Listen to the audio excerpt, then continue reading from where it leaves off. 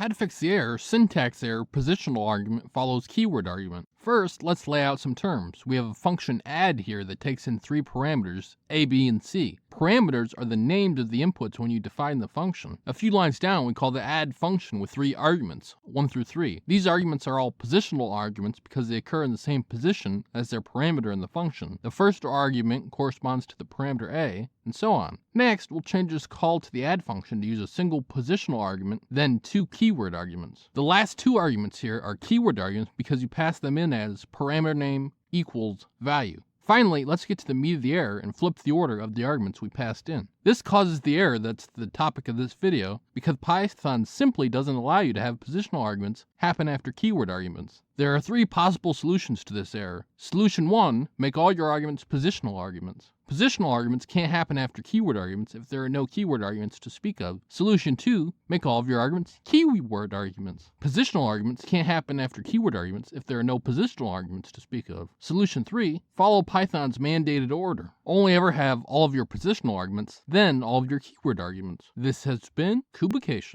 Like and subscribe to learn more.